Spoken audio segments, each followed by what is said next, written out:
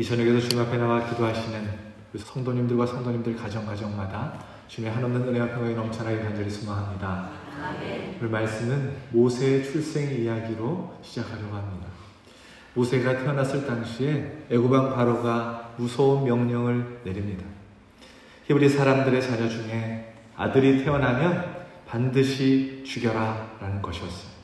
그런데 산파인 시브라와 보아라는 이 산파가 남자아이가 태어났는데도 죽이질 않았습니다. 강대국 애굽 왕 바로의 군대보다 하나님을 경외하는 믿음이 더 컸기 때문에 두 명의 산파는 남자아이가 태어나도 죽이질 않습니다. 모세의 어머니 요게벳은 어떻습니까? 아이를 낳았습니다. 남자아이였습니다. 나일강에 던져 죽여라는 명령이 떨어졌어요. 그렇게 못하고 3개월 동안 이 아이를 숨겨서 키웠습니다. 아기의 울음소리 때문에 더 이상 숨길 수 없어서 갈대상자를 만들고 물이 새지 못하도록 역청으로 발라서 갈대숲 사이에 숨겨놓고는 어린 딸 미리암을 불렀습니다. 너의 사랑하는 동생이 어떻게 되는지 잘 지켜보거라. 딸 미리암이 동생이 어떻게 되는지 숨어서 지켜봅니다. 힘들고 피곤한 일이지만 어머니께서 말씀하셨기 때문에 어머니의 말씀에 순종하는 것이지. 마침 바로의 딸 공주가 나일강으로 목욕하러 나왔다가 그 아이의 울음소리를 들었습니다. 보나마나 갈대상자 속의 아이는 히브리 사람이라는 게 분명했어요. 왜냐하면 공주는 아버지의 명령을 잘 알고 있었기 때문입니다. 히브리 사람 남자아이는 태어나면 무조건 나일강에 던져 죽여라. 그러니 마땅히 이 공주는 이 시녀들을 시켜서 저 아이를 죽여라 라고 명령을 해야 정상이지. 그런데 공주는 아버지의 명령을 알면서도 그 아이를 죽이지 않고 자기의 양자로 삼아서 키웁니다. 놀라운 일이죠. 시녀들의 경우도 예외가 아닙니다. 옛 속담에 사람 셋이 모이면 호랑이도 만든다 라는 속담이 있습니다. 송 목사가 말하는 말이 아니라 옛날부터 전해 들어온 속담입니다. 참으로 입조심을 해야 된다는 교훈의 속담이죠. 야, 내가 엄청난 비밀을 알고 있는데 마음속에 담아놓고 있으니 병날 것 같다. 그러니 너에게만 말해줄게. 너한테만 말해줄 1급 비밀이 있는데 절대로 딴 사람에게 말하면 안 돼. 그래서 모세에 대해서 말을 해줍니다. 그러면 그 비밀을 전해들은 친구가 가만히 있겠습니까? 자기도 병이 나죠. 그래서 다른 친구를 부릅니다. 내가 모세에 관한 엄청난 비밀을 알고 있는데 친구인 너한테만 말해줄 테니까 절대로 다른 사람한테 말해서는 안 된다. 이 비밀이 새어나가면 절대로 안 된다. 그러면서 삽시간에 소문이 퍼지는 것이죠. 그런데 그 시녀들 중에 그 누구도 이 모세의 비밀을 누설한 사람이 없었다라는 것입니다. 그러니까 모세가 40년 동안 이 애굽 왕실에서 안전하게 지내게 됩니다. 시브라와 부아, 요게벳, 미리암, 공주, 시녀들 모두가 다 한결같습니다. 철저하게 여인들의 손길 속에서 모세가 안전하게 그 죽음의 자리에서 태어나고 자라도록 하나님께서 그렇게 예비해 주셨다라는 것입니다. 여러분, 전라남도 벌교에 호동교회라는 교회가 있습니다. 그 교회에 김삼순 권사님이 계시는데 그 권사님이 처음 예수를 믿게 된 사연을 여러분에게 소개하려고 합니다. 5남2녀의 자녀를 낳으시고 막내를 간 낳았는데 몸이 막 아프기 시작하더라는 거예요. 몸이 안 좋으셨대요. 병원을 찾아가 진찰을 받고 약을 지어 먹었는데도 아무런 효과가 없고 계속해서 시름시름 앓게 되었답니다. 그래서 이분이 찾아간 곳이 무당, 점쟁이를 찾아갔습니다. 신병에 걸린 건 아닌지 해서 무당을 찾아갔다는 거예요. 사주팔자를 보는 이 무당이 이렇게 신령한 점쟁이였나 봐요.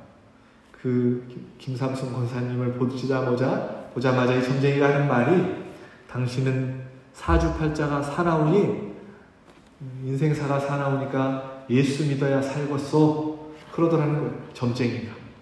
그렇게 그 점쟁이한테 전도를 받고 이 권사님이 예수를 믿게 되었다는 것입니다.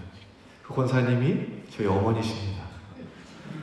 여러분, 하나님께서 송 목사를 위해서 그 점쟁이를 준비하신 줄 저는 믿습니다. 모세와 저만 그런가요?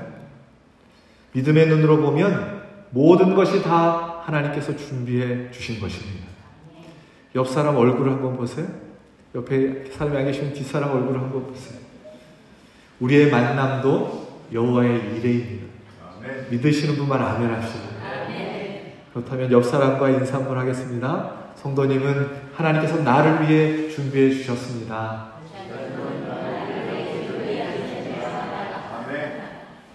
여러분의 가정도, 여러분의 자녀도, 남편과 아내도 하나님이 여러분을 위해서 준비해 주셨습니다. 하나님은 언제나 준비하시는 여호와 일의 하나님이십니다. 하나님은 우리를 위해서 68년 전에 이 유덕교회를 준비해 주셨습니다. 영원한 천국을 준비해 놓으셨습니다. 여호와 일에라는 말은 하나님께서 준비해 주셨다라는 말이지요. 그 배경이 창세기 22장에 나와 있습니다. 하나님께서 아브라함에게 너희 자손을 하늘의 별과 같이 별처럼 바닷가의 모래알처럼 그렇게 풍성하게 만들어주겠다, 많은 후손을 주시겠다고 약속을 하십니다. 그러나 아브라함이 99세가 되어도 자식이 없는 거예요. 100세 때 하나님께서 아들을 하나 주십니다. 이 아들이 이삭이죠. 그런데 이 이삭이 자라고 한참을 자랐는데 하나님께서 주시는 명령이 이 아들을 하나님께 바쳐라, 제물로 드려라, 이런 이상한 명령을 하시는 것입니다. 얼마나 기가 막힌 일입니까? 그것도 100세에 낳은 외아들 독자인데 그 아들을 제물로 바치다니 얼마나 기가 막히고 원통할 일이겠어요. 아브라함은 하나님을 신뢰하고 하나님의 말씀에 순종하며 산으로 이 아들을 제물로 바치기 위해서 데려갑니다.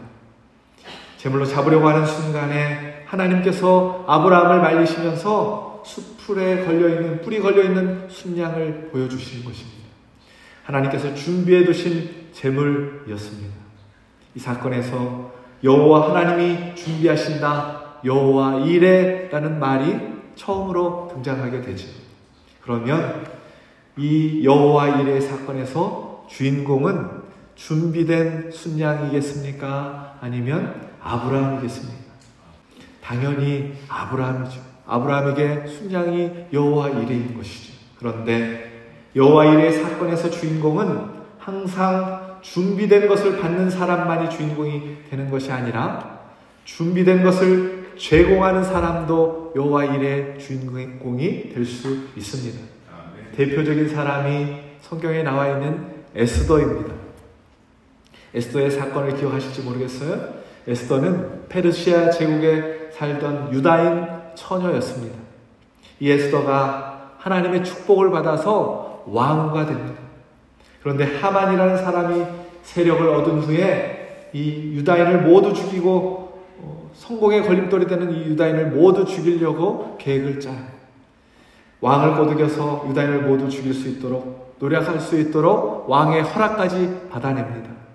페르시아 제국에 사는 모든 유대인들이 죽게 생길 위기에 처했습니다. 이때 에스더의 사촌 오빠인 모르드게가 유다인을 살리기 위해서 왕후인 이 에스더에게 편지를 써서 보냈습니다.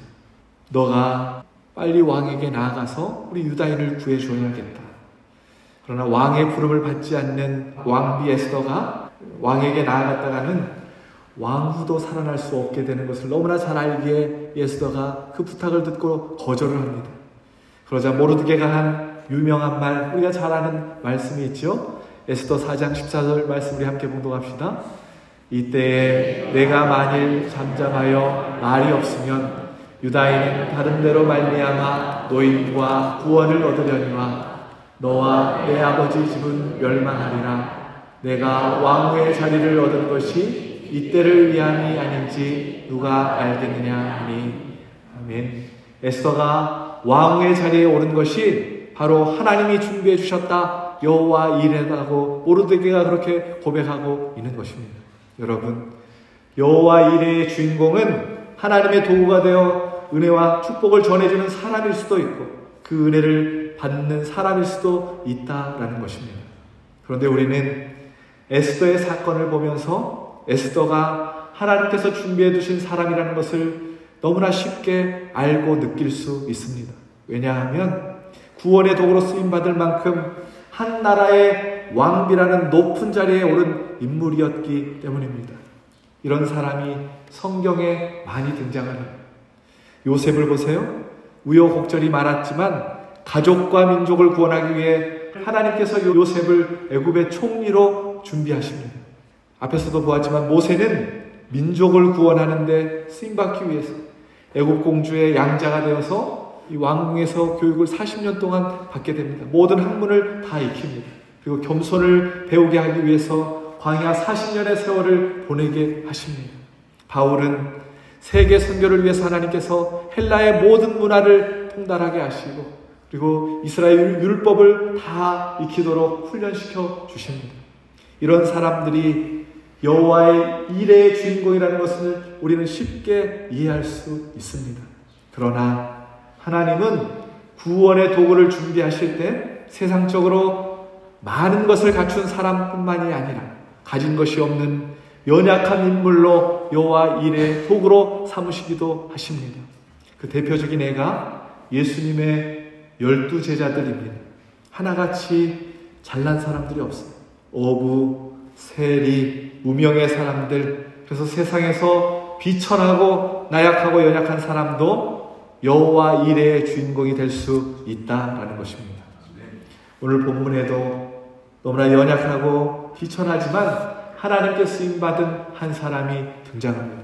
그 사람은 날 때부터 앞을 보지 못하는 맹인이었습니다. 예수님과 제자들이 길을 가다가 나면서부터 맹인으로 태어난 사람을 만나게 됐어요. 제자들이 그 맹인이 된 것이 죄 때문이 아닌지라고 그렇게 생각을 했어요. 그래서 그가 장애인으로 태어난 것이 부모의 죄 때문입니까? 아니면 저 사람 자신의 죄 때문입니까? 예수님께 여쭤봅니다. 그러나 예수님은 그 사람이 그렇게 된 것이 죄 때문이 아니다. 하나님이 하시는 일을 나타내시기 위함이다 라고 가르쳐 주십니다. 이것이 오늘 우리가 읽은 본문의 내용입니다. 이 사건은 우리에게 중요한 진리 몇 가지를 가르쳐줘요. 첫 번째 진리는 우리가 세상에서 고난을 당하는 것이 죄 때문일 수도 있지만 아닐 수도 있다는 거예요. 하나님이 하시는 일을 나타내기 위해서 우리에게 고난을 주실 때도 있다라는 것입니다. 우리가 고난을 받게 되지만 이 고난이 나의 죄로 인해서 고난을 받을 수도 있지만 하나님의 영광을 위해서 하나님이 하시는 일을 나타내기 위해서 그 고난을 통해서 우리가 쓰임받을 수도 있다라는 것을 오늘 이 본문이 우리에게 가르쳐주고 있습니다. 두 번째는 본문에서 하나님의 일이란 예수님이 세상의 빛이라는 것을 나타내는 것입니다. 오늘 본문 5절 말씀 우리 함께 봉독합시다. 내가 세상에 있는 동안에는 세상의 빛이로다. 아멘. 맹인의 눈을 뜨게 하여서 그에게 빛을 주셨습니다. 그러면서 예수님이 세상의 빛이라는 것을 세계 만방에 알리시기 위함이다. 그러니까 이 사람이 나면서부터 지금까지 수십 년 동안 맹인으로 살아온 것은 바로 예수님이 세상의 빛 되심을 알리기 위해서 주님의 도구로 쓰임받기 위해서 이 사람이 이런 고난을 당하고 있었다라는 것을 성경이 우리에게 가르쳐줍니다. 그리고 세 번째 중요한 진리는 맹인이 받은 최고의 축복은 눈을 뜨는 것이 아니라 하나님의 뜻을 이루어드린 것이라는 것을 성경이 우리에게 가르쳐주고 있습니다. 나면서부터 맹인으로 태어난 것이 다시 보게 되는 축복을 받기 위함이다라고 성경이 그렇게 말하는 것이 아니라 이 일을 통해서 하나님의 뜻을 이루기 위해서라고 성경이 우리에게 명확하게 말씀해 주고 있습니다. 여러분, 그렇다면 오늘 이 사건에서 하나님이 준비하신 사람이 여호와의 이레의 주인공이 누구입니까? 당연히 예수님입니다. 하나님께서 이 맹인을 위하여 예수님을 준비하셨습니다. 또한 맹인도 여호와 이레의 주인공입니다. 왜냐하면 예수님도 하나님의 영광을 드러내기 위한 준비되신 분이시지만 이 맹인도 하나님의 영광을 위해 예수님이 세상의 빛이라는 사실을 드러내기 위해 준비된 여호와 일의 주인공이라는 것입니다. 오늘 본문을 다 읽지 못했지만 그 다음에 일어난 일을 간략히 소개해 드리면, 예수님은 이 맹인을 통해서 하나님이 하시는 일을 나타내기 위함이다라고 말씀하신 후에 침으로 이 진흙을 짓이겨서 맹인의 눈에 바르고 실로암 못에 가서 씻으라라고 명령하십니다. 이 맹인이 그대로 순종했더니 눈이 낫게 돼요. 앞을 보게 됩니다. 사람들이 놀라서 이 맹인에게 물어요. 도대체 당신이 어떻게 눈을 뜨게 되었습니까? 날 때부터 소경이었는데 어떻게 당신이 이렇게 눈을 뜨게 되었습니까? 그러자 이 맹인이 예수님이라는 분이 진흙으로 내 눈에 바르고 실로암에 가서 씻으라고 하셔서 그렇게 했더니 눈을 뜨게 되었습니다. 그렇게 대답을 해요. 그런데 그날이 마침 안식일 날이었습니다. 바리새인들이 이 사건을 가지고 논쟁을 벌이는데, 일부는 예수님이 안식일에 일을 행했으니까 죄인이 틀림없다. 또 한쪽에서는 어떻게 죄인이 눈을 뜨게 할 수 있느냐, 그렇게 서로 싸움이 붙었어요. 그러자 병나은 사람에게 이 바리새인들이 찾아와서는 묻는 거예요. 당신은 예수를 누구라고 생각하느냐? 이 무릎 앞에 이 맹인이, 눈을 뜬 맹인이 선지자입니다 라고 대답을 해요. 바리새인들이 또 의구심이 들었어요. 이 사람이 정말로 날 때부터 소경되었는지 의심이 들어서 부모를 찾아가서 묻습니다. 부모를 오라고 해서 물어요. 정말로 이 사람이 날 때부터 앞을 보지 못했는가? 라고 묻자, 정말로 이 사람은 내 아들인데 날 때부터 앞을 보지 못했습니다. 그런데 지금은 눈을 뜨게 되었는데 예수님이 고쳐주신 줄 알면서도 이 부모가 예수님을 두둔했다가는 출교를 당할 것이 분명하기에 누가 이렇게 해주었는지는 모르겠습니다 라고 그렇게 이야기를 해요. 바리새인들이 다시 눈을 뜬 그 맹인을 불러다가 말합니다. 병을 낫게 한 사람이 죄인이니까 당신은 하나님께만 영광을 돌리십시오, 이렇게 말을 해요. 그러자 이 사람이 대답을 해요. 그가 죄인인지 나는 알 수 없지만 분명한 것은 그가 나의 눈을 뜨게 해 주었습니다. 그러면서 계속해서 논쟁을 하는데, 이 눈뜬 사람이 조금도 굴하지 않고 예수님에 대해서 증언을 계속하는 것입니다. 그러다가 바리새인에게서 쫓겨나가게 됩니다. 동네에서 쫓겨나고 예수님이 그 사람을 찾아가서 나를 믿겠느냐라고 말씀하시고 그가 눈을 뜨고 예수님을 영접하고 구원받는 하나님의 백성이 되는 사건이 오늘 본문의 내용입니다. 여러분 보세요. 수많은 사람이 예수님을 반대하고 배척하고 있는 가운데 가장 비천한 처지에 있던 한 사람이 주님의 이름을 드러내고 있는 것입니다. 도저히 사람의 힘으로는 고칠 수 없는 맹인이었지만 예수님의 사역을 통해서 그가 낫게 되고 또 그의 입으로 아무도 말하지 못하는 진리를 담대하게 선포하고 있는 것입니다. 정말 예수님의 말씀대로 이 맹인은 하나님의 영광을 드러내기 위해서 준비된 사람이라는 것이지, 여호와 일의 주인공이 된 것입니다. 물론 구원을 베푸신 예수님이 이 사건의 주인공이시지만 예수님은 이 사람을 위해 예수님에 대한 증인으로 세우시고 이 사건의 주인공으로 예수님께서 세워주십니다. 미국 보스턴이라는 곳에 미아보호소에 앤이라는 소녀가 자기 동생과 함께 들어왔습니다. 엄마는 죽고 아빠는 알코올 중독자여서 이 두 아이를 키울 사람이 없어서 이 미아보호소의 고아원에 들어오게 되었어요. 그런데 얼마 후에 동생마저 병으로 죽게 됩니다. 그 충격에 이 앤이라는 소녀가 실령을 하고 미쳐버립니다. 하루아침에 미친 아이가 돼버렸어요. 수시로 자살을 시도하고 괴성을 막 질러대니까 아무도 이 아이를 치료하려고 하진 않아요. 회복 불능 판정을 받고 이 아이를 정신병동 지하 독방에 넣어버립니다. 모두가 이 아이의 치료를 포기했을 때 로라라고 하는 한 할머니 간호사가 내가 이 아이를 돌보겠노라고 그렇게 자원을 합니다. 이 간호사는 정신과 치료보다는 그냥 이 앤에게 친구가 되어줍니다. 날마다 과자를 들고 가서 책을 읽어주고 기도를 해 주었습니다. 그렇게 한결같은 사랑을 쏟았지만 앤은 담벼락처럼 아무 말도 없었고 가져다 준 과자나 음식은 하나도 먹지 않았습니다. 어느 날 이 간호사가 병실 앞에 놓아둔 초콜릿 그 접시에 초콜릿이 하나 없어졌다는 사실을 발견하게 됩니다.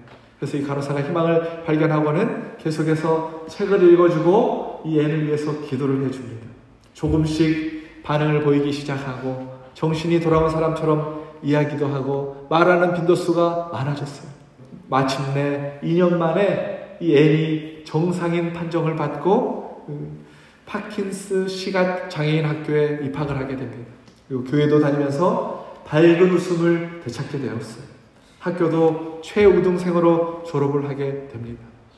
한 신문사의 도움으로 이 앤이 개안 수술을 받아서 앞을 보게 되고 얼마 후에 신문을 읽었는데 그 신문 기사에 보지 못하고 듣지 못하고 말하지 못하는 아이를 돌볼 사람 구합니다. 이렇게 광고가 나와 있는 거예요. 그래서 이 앤이 그 아이에게 자신이 받은 사랑을 돌려주어야겠다. 그렇게 사명감을 갖게 되었어요. 사람들은 삼중의 장애를 가진 그 아이를 절대로 못 가르친다. 포기를 하고 있었는데 아니라고. 사랑은 변화시킬 수 있다고. 하나님의 사랑을 확신한다고 그렇게 선포를 하고 앤이 이 앞을 보지 못하고 듣지도 못하고 말하지도 못하는 삼중고에 걸려있는 이 아이를 돌보기 시작합니다. 결국 하나님의 사랑으로 그 아이를 20세기 최대 기적의 주인공으로 키워냅니다. 그 아이가 헬렌 켈러이고 그 선생님의 이름이 바로 앤 설리번입니다. 여러 가지 아픔으로 인해서 살 소망까지 끊어지고 삶의 가장 밑바닥의 인생을 살았던 앤을 하나님께서 들어서 여호와 일의 주인공으로 삼아주신 것입니다. 사랑하는 여러분, 우리가 가지고 있는 자랑거리만이 아니라 우리의 부끄러움도 우리의 연약함도 여호와 일의 귀한 도구로 하나님은 사용해 주십니다. 우리의 즐거움만이 아니라 우리의 고통도 하나님이 주신 것이고 또 그것을 통해서 여호와 일의 귀한 도구로 하나님께서 사용하실 줄로 믿습니다. 여러분 지금 고통스러운 일을 겪고 계십니까? 잠깐 겪는 고통이 아니라 평생 그런 고통을 겪으면서 살아오고 계십니까? 왜 나에게 이런 고통을 주셨는지 하나님 앞에 정말로 원망스럽고 절망이 내 마음 가운데 넘치십니까? 아무리 기도해도 문제가 해결되지 않아서 낙심하고 계시는 분이 계십니까? 여러분 오늘 말씀을 한번 자세히 보세요. 예수님은 오늘 본문을 통해서 중요한 한 가지 사실을 우리에게 더 가르쳐주고 있습니다. 그것은 우리의 모든 고통은 하나님의 뜻을 이루기 위함이라는 사실입니다. 사도 바울이 이 사실을 깨닫고 우리에게 이렇게 고백해요. 고린도후서 4장 17절 말씀 함께 봉독합시다. 우리가 잠시 받는 환난에 경한 것이 지극히 크고 영원한 영광에 중한 것을 우리에게 이루게 하매니 아멘. 로마서 8장 18절 말씀도 우리 함께 봉독합시다. 생각하건대 현재의 고난은 장차 우리에게 나타날 영광과 비교할 수 없도다. 아멘. 우리가 만나게 될 영광과 지금 당하고 있는 고난은 비교할 수조차 없다라는 것이죠. 우리에게 죄가 있으면 고난 속에서 회개하고 용서의 축복을 받게 될 것이고 우리의 죄 때문에 온 고통이라면 기도의 응답을 통해서 해결되는 하나님의 역사를 경험하게 될 것입니다. 모든 것이 다 하나님의 뜻을 이루는 도구로 하나님께서 사용해 주신다는 것입니다. 우리가 가장 견디기 힘든 고통은 인생의 끝까지 해결되지 않는 문제의 고통입니다. 그러나 그런 고통 속에서도 우리가 끝까지 믿음을 지키면 그것이 바로 하나님의 뜻을 이루어드리는 여호와 일의 도구로 쓰임받게 된다는 것이죠. 사랑하는 여러분, 하나님의 뜻을 이루어드리는 것이야말로 인생의 최고의 기쁨이며 축복이라는 사실을 기억하시고 세상에서 어떤 어려움을 만나도 믿음을 지키며 하나님의 뜻을 이루어드리고 우리를 위해서 예배해 놓으신 놀라운 상급을 받게 되시는 우리 유독교 모든 성도님들 되시길 예수 그리스도의 이름으로 축원합니다. 말씀을 정리하겠습니다. 하나님은 여호와 일의 하나님이십니다. 특별한 사람에게만 여호와 일에 준비해 주시는 것이 아니라 우리 모두에게 하나님은 여호와 일의 하나님이십니다. 하나님은 우리에게 복을 주시려고 수많은 사람을 준비하시고 우리를 돕게 하십니다. 믿음의 눈으로 주위를 둘러보십시오. 우리의 가족과 교우들, 하나님께서 준비해 주신 여호와 이레의 축복입니다. 여러분, 이 사실을 꼭 믿고 살아가실 수 있기를 소망합니다. 그리고 하나님은 우리로 하여금 구원과 축복의 도구로, 다른 사람을 위한 여호와 이레의 주인공으로 저와 여러분을 삼아 주십니다. 그러면 여러분은 누구를 위해서 준비된 사람입니까? 여러분은 누구의 여호와 이레의 주인공들이십니까? 믿지 않는 가족과 친척들, 우리의 이웃들을 위해서 준비된 여호와 이레의 주인공이라는 사실을 꼭 기억하고 주변에 믿지 않는 이웃들에게, 친구들에게, 친척들에게 주의 복음을 증거하는 귀한 은혜가 우리 이렇게 모든 성도님들 위해 있길 예수 그리스도의 이름으로 축원합니다.